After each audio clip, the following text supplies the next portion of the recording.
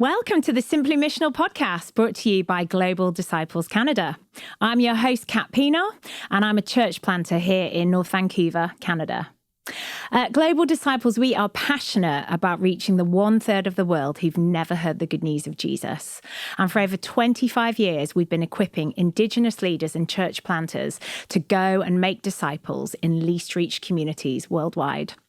We don't send anyone from the West, but instead we invest in training near culture workers to reach their neighbours. If you want to find out more about what we do, please go to www.globaldisciples.ca. Feel free to like us on Facebook or follow us on Instagram. I really hope that this podcast encourages you that mission is simple. It really is, guys. And I really hope that you'll be inspired by some of the stories from some of the people that we're talking to today, who've got real life stories that really do go to show that mission is simple when you do it with a full heart.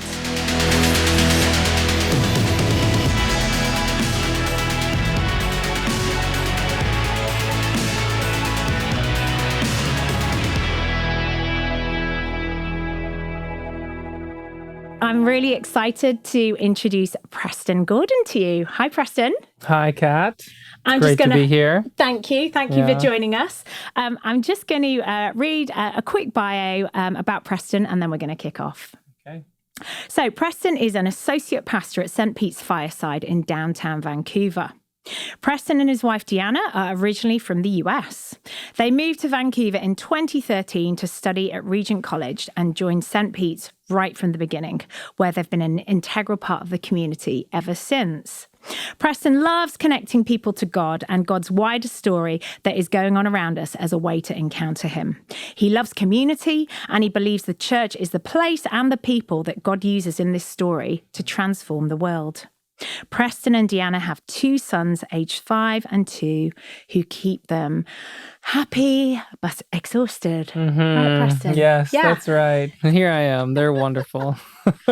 Thank you so much for coming on. We're excited to hear from you today. Thank you for having me. It's a joy. Do you want to give us? I know I've introduced you with the bio. Do you want to just kind of share a little bit about what you do and your role? Sure. Yeah, I'm Preston. I'm the associate pastor at St. Pete's. I love Vancouver. It's a great city to live in. I love all the outdoors and coffee and skiing. I'm a big snow skier and all the rest. So, it's a joy to get to be working in the church in this amazing place that we get to call home in Canada. So. Awesome. And Preston, I've invited you on here because you're part of St. Pete's, which is a church plant, but you're an Anglican church plant. Yes, that's right. Tell me more. Yeah. So we, St. Peter's Fireside is a little church. Well, we call it church plant. We've been going 8 years now. So we might have moved out of the exact language of church plant, but we've been around 8 years. We're part of a larger body called the Anglican Network in Canada, which is part of a larger body called the Anglican Church in North America, which, if you haven't heard of that, is an Anglican group that's committed to the beautiful orthodoxy of the church. And we are a missional people as well. We are Anglicans on mission, and we're excited about that. So St. Pete's was started in 2013 in downtown Vancouver by my good friend and co-pastor, founding pastor Alistair Stern. And he's been on sabbatical for a while. So I've been leading the church in his stead through all the COVID changes over the last couple months. So when he gets back, he's going to give you a bonus, right? Yeah, he better. For doing that. Yeah, for sure. He better. It's been a lot of work, but a joy as well. So, And so you were planted out of which congregation?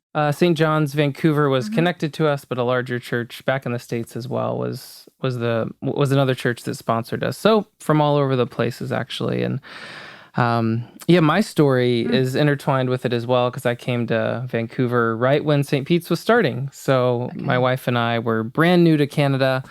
We joined St. Peter's on the second Sunday of services, right when the church was starting. And for us, Anglicanism was new as well. Deanna laughs. She says when we showed up at Regent, everyone was talking about Anglican things, and she was like, "What's that? I don't even know what that is." It's neither of our backgrounds. So, but someone invited us along right when we moved, and we didn't know anyone, and we didn't know any better. So we went, and we decided we'd give it 6 months and see if we liked it, and then chat and have a conversation. But we never had the follow-up conversation. We just stayed and have been a part of the church ever since.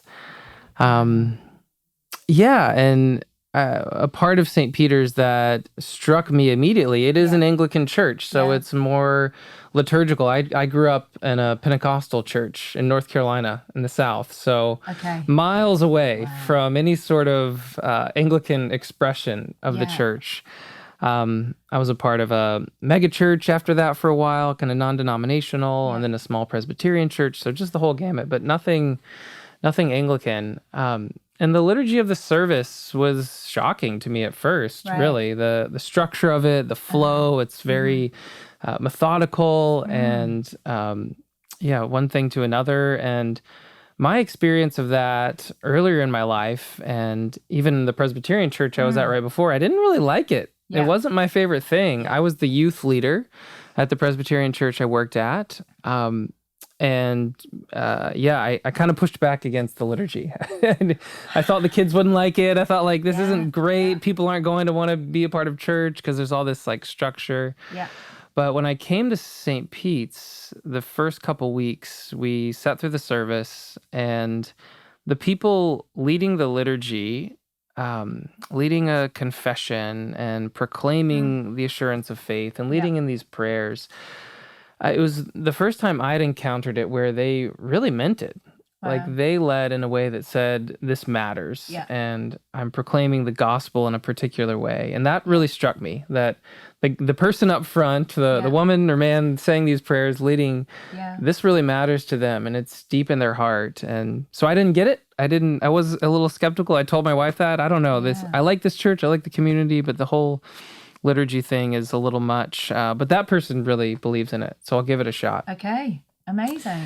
Yeah. And over time, that came to be a really beautiful part of the service for me, and refreshing and grounding. And I think one thing I really grew to value is saying the creed every week. Okay. Yeah. The Apostles' Creed normally, and it's because it's a chance for me every week to stand up and say the story that I belong to.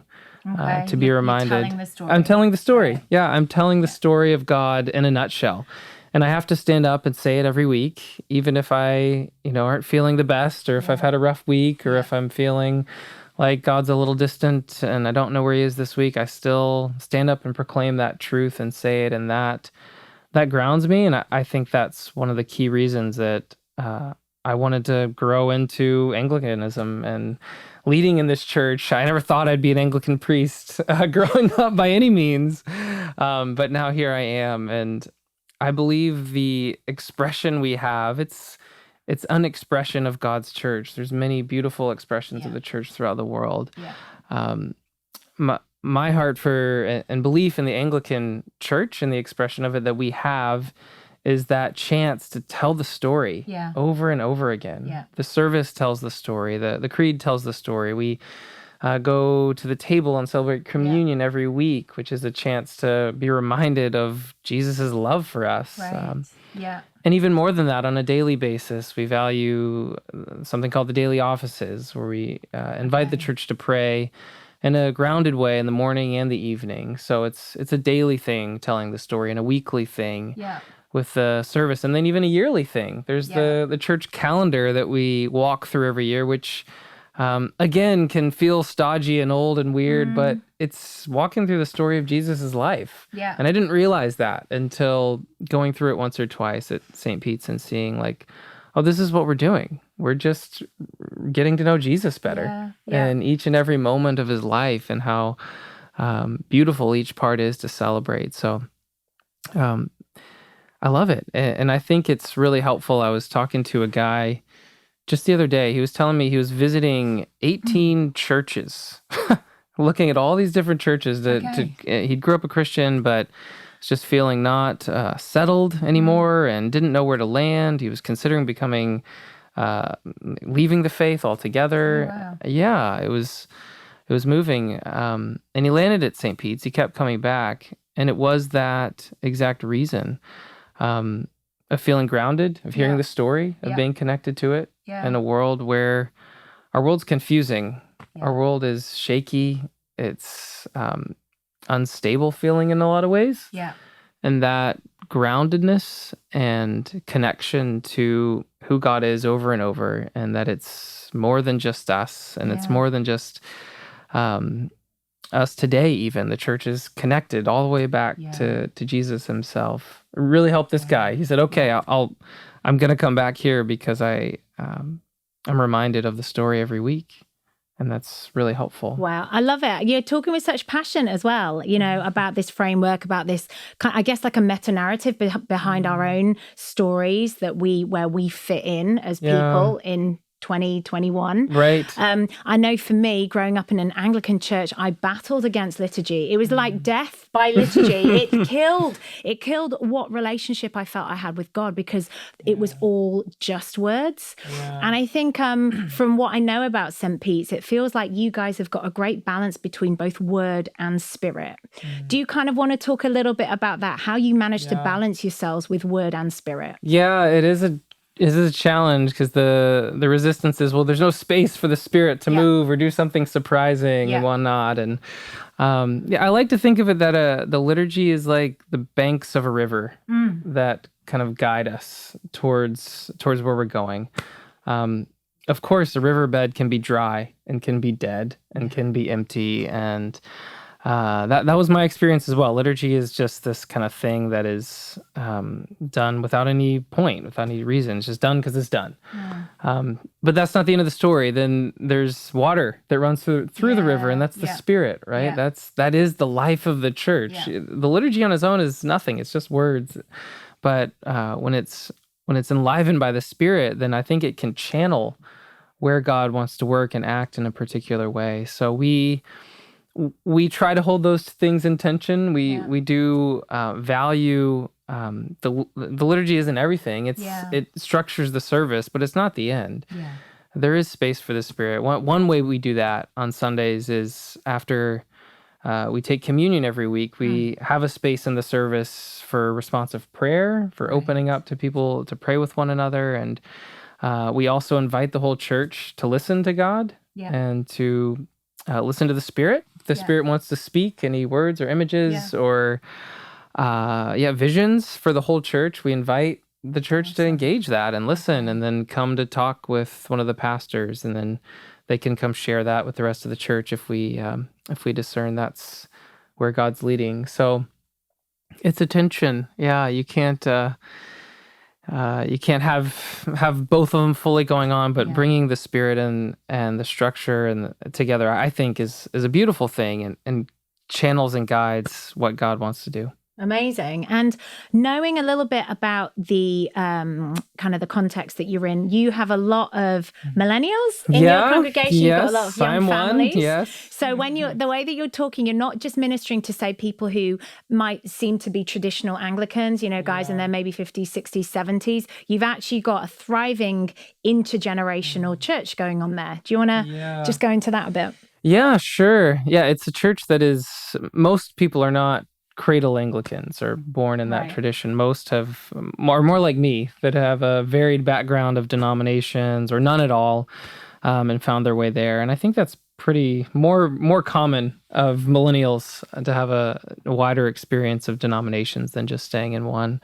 So it's something we really try to help people into.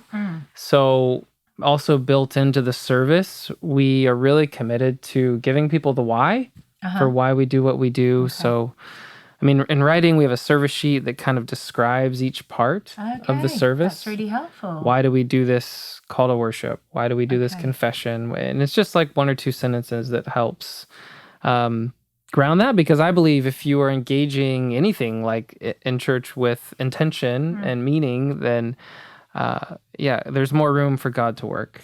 Yeah. So that's one thing we do. We also say it as we're doing it. So we'll say, now we're I'll say now we're moving into a time of confession. This is when we come to God together, when we open our hands and recognize before him that we don't have it all together and we need him. Yeah.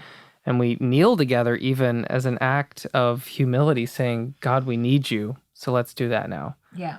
So it's different when you set that intention, and when you set the openness for people. It really changes, I think, what they'll expect to happen and what does happen when God moves there.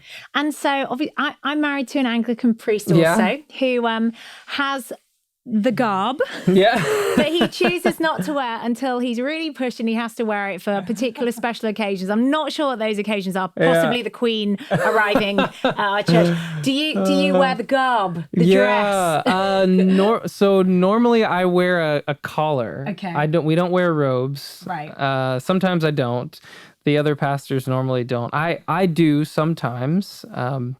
And that was a totally weird thing for me too, coming from a church background that doesn't do that at all. But I felt like, and I wrestled with it, like, is this separating me too much? Like, is this a weird distinction? And I do it really because it reminds me that, again, I'm not speaking on my own authority. Yeah. It's not about me at the end of the day. I'm responsible to God here.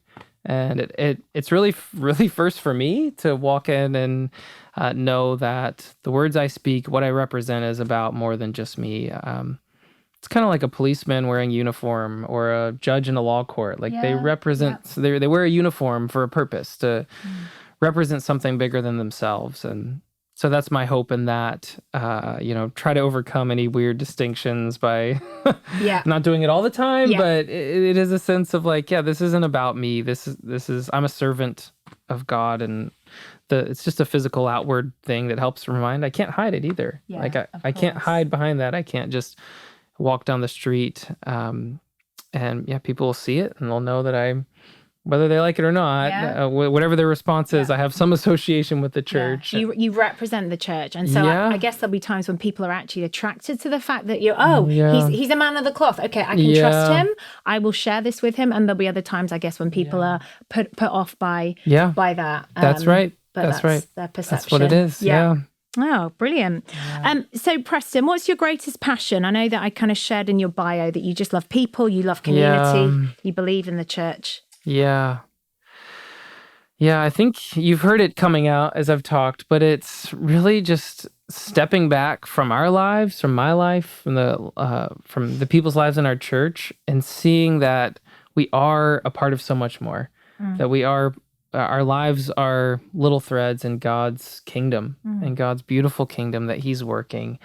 And it's just this amazing tension that God has this beautiful, large story going on of redemption and Jesus that he is working, and he invites us all to be a part of. And each of those little threads matters in the hands of a maker and a creator and a redeemer who treasures each and every story in each and every one of us. So just living into that myself, a little kind of grounding mantra I have for myself every day, that I remind myself of what is my story, is 3 words: oxygen, grace, and Godspeed.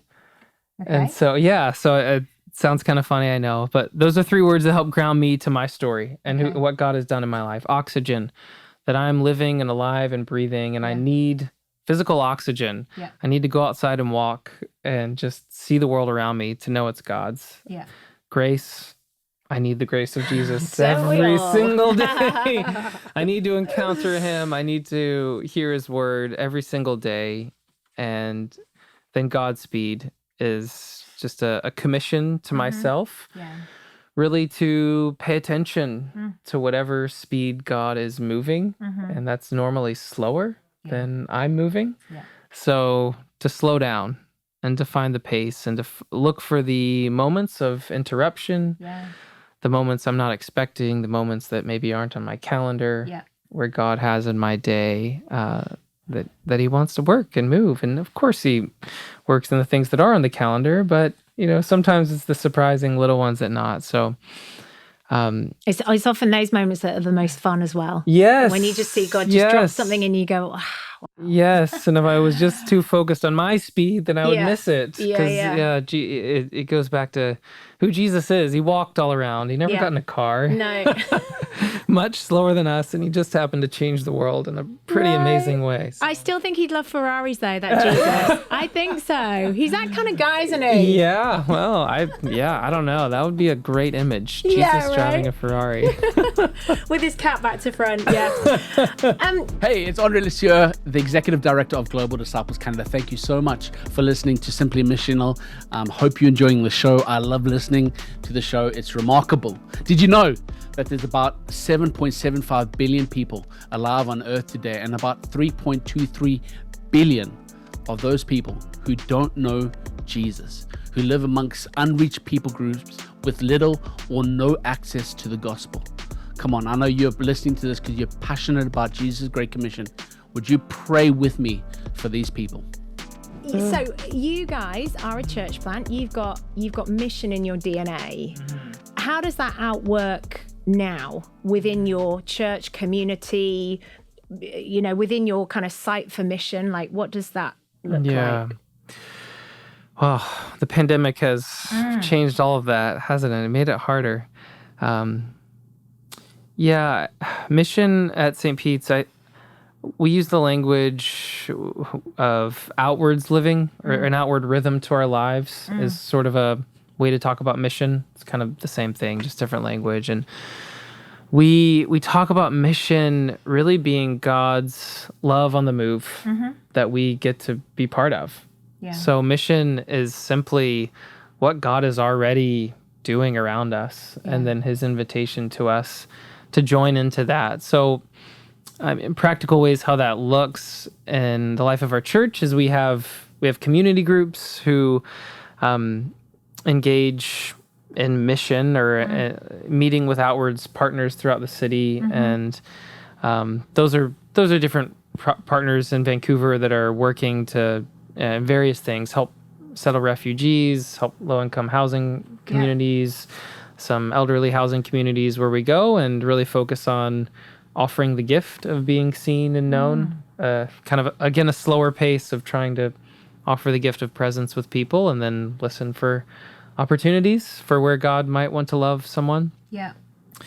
But we also encourage it just more widely to pay attention in our everyday life of what we're already doing, and having eyes to see again where God might say, take another step in this direction, outside the walls of the church, or outside the people, the walls of the church, the people who you're already in community with. So, is there any kind of cool story that you could share around that? I was just thinking about that. Like, it struck us, like, one thing we do at St. Pete's kind of for one another often is meal trains. When people have babies or are sick, everyone signs up and brings them a meal. And we were talking about this one night at my community group, and a friend in the group said, well, I have a friend who, her son is about to go in, a small child, is about to have this massive surgery, and she's really scared about it. She's not a Christian. She doesn't know how she's going to take care of him and all the rest. And so it was just this kind of light bulb moment of like, oh, well, let's just do a meal train for her. Like, we don't know her. She's not in the church. And, we did it. And it was so striking for this woman that, like, something that we take for granted in the church, as simple as making meals for each other when we're having a hard time, just isn't normal. No, it's not, is it? It's like weird for most people, particularly when it's a group of strangers just showing up at your house and bringing meals. And it just softened and created more space for conversation. I mean, I can also think of a time not long ago.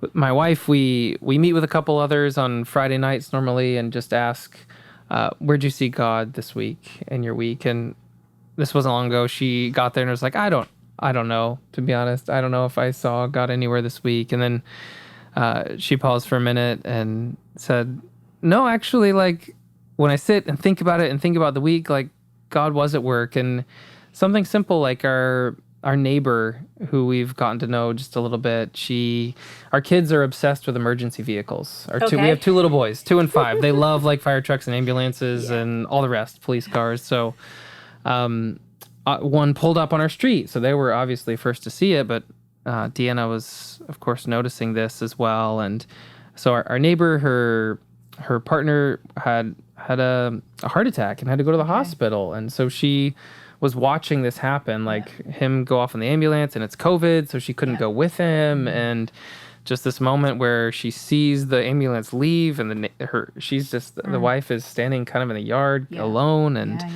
kind of in this really vulnerable moment. And she felt just kind of a prompting to go love her, to join God's love on the move in that moment, in that time, and just go kind of chat with her. And then later in the day, she had our boys make them cards and just kind of a little gift basket, and take it over and just say like, hey, we're praying for you. We see this as a really hard day. And so, again, it's these moments of slowing down and accepting that command to love our neighbors as ourselves, like truly love them just for where they're at and for what's going, like this physical neighbor is that moment for us, but of course it's other people too who aren't our physical neighbors, and listening to those promptings. And then sometimes it's taking a risk that isn't always the most comfortable thing to do. Sometimes there can be rejection in that, but that's okay. It's part of it too. And I think rejection is a very small part of the time. I think people just want to be loved. Yes. And so something so simple as to go and love your neighbor, or go and make a meal for a stranger. It's profound, and it also restores credibility for what the church is. Absolutely. There's a lot of bad press for the church at our day and time, but we are people who are called to love God and love our neighbors as ourselves. And these small acts of just living that out really shocks people. And then is a stepping stone of saying like, oh, you're a part of a church. Like this is my experience of the church now. Like maybe I've had others, but now I've had this one. And it does start to shift things and create space for conversation. Awesome. Oh, give me a high five. That's like, you are increasing the church's reputation. Love it. Preston, this is brilliant. Yeah. I've only got a couple more questions for you. Okay. We're coming into land. Okay. What would you like your church to be that it currently isn't? Well, it's a good question. I preached yesterday about our story as a church. We're called St. Peter's Fireside. It's kind of a strange name for a church. It's tied to Peter's fireside story of Peter's failure and denying Jesus at the fireside, and then Jesus restoring him and sending him out with work to do as well, blessing his vocation at the end of John's Gospel in John 21. And we talked about that, and I asked the church for us all to ask ourselves, what is our true north? What's our kind of guiding thing this fall as we go into it? The last year and a half, has been really hard on our church, on the whole world, and I think it has been easier to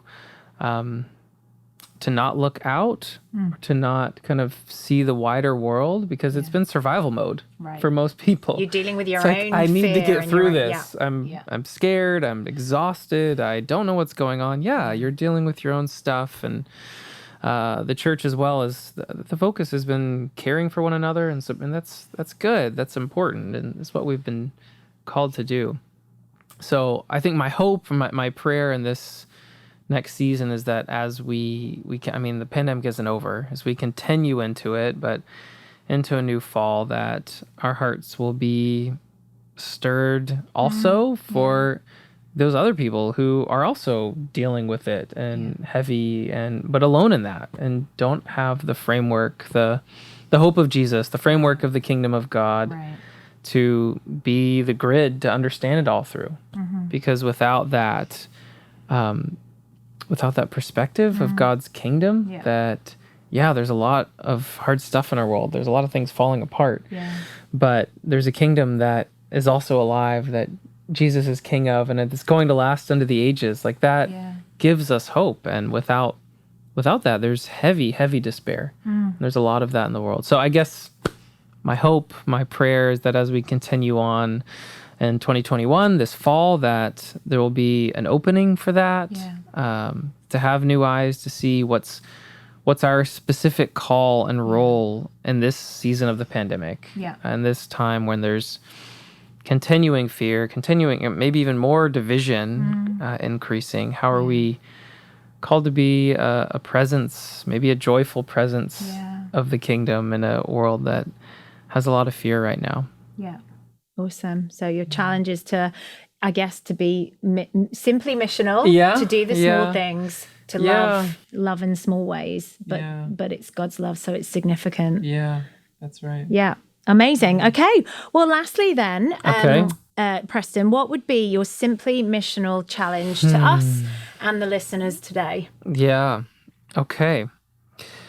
Well, I just go back to first remembering that mission is God's love on the move.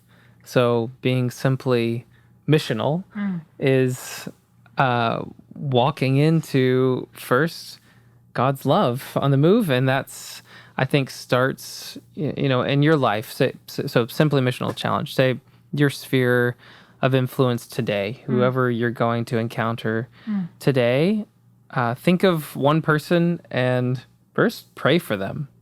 Pray for God to reveal himself to them. I think our hearts start to be stirred in a new way when we pray for people. I have a card on my desk of a couple friends who aren't followers of Jesus, who I have a habit of praying for, just to remind myself of their life, and their life that they don't know God, and they need him. So that's the first thing. It's very simple. Just start with prayer for someone, and then pay attention as you pray for them, what comes up, and how you might be called to reach out to them, to not to view them as a project or any of these sorts of things, but just to enter into their life, maybe afresh. So not friendship evangelism, just friendship. Just friendship. Yeah. That's right. Just real friendship.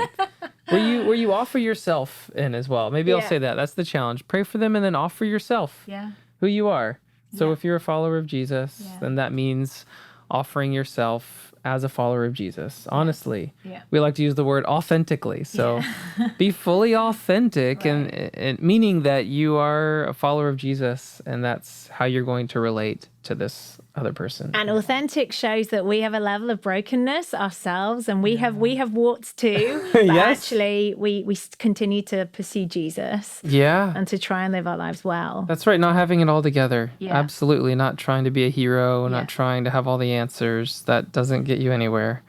But being another human first. Love it. That is brilliant advice. Thank you, Preston. Yeah, you're welcome. So, Preston, just to end this interview, I'm going to give our Simply Missional Challenge to you. Okay. So you're an American, right? Yes, that's right. Okay, but you've been living in Canada for some time. So that's right. You obviously know the Canadian national anthem. Wow. Well, a little bit, not as well as I probably should. Okay, that's all right. Well, so we're going to get you just to sing the first couple of lines, if that's okay. But I'll give it a shot. That water there, do you think you could do it a la gargling? That's a yes. Thanks for that. Okay, well, here we go. Should I start you with a note?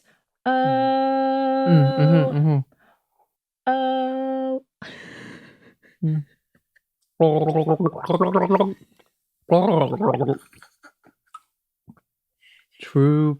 Is that all you? Sorry. You got. I about choked myself. I can do the second line. Do you want to? Okay, we'll go through the second line as well. True patriot love. we'll stop there, Preston. Thanks. I'm sorry. That's I'm absolutely sorry. fine. Thank you. And all thy son's command. I'll leave that with you. You can I love take Canada. take It's that one wonderful. home. This is mine now. I'll learn it by heart by the end. Thank you, Preston. Thank you for that amazing interview. Thank you for being such good fun. And thank you to you guys for listening to Simply Missional by Global Disciples Canada. Remember to like us on Facebook, follow us on Instagram, subscribe to our mailing lists. And we're excited. Yeah, we're excited that you get to hear some of this really good stuff, that you can put some of this stuff in action to make mission simple for you. So be blessed. May God continue to lead you into missional adventures that are super simple. Thanks for being with us today.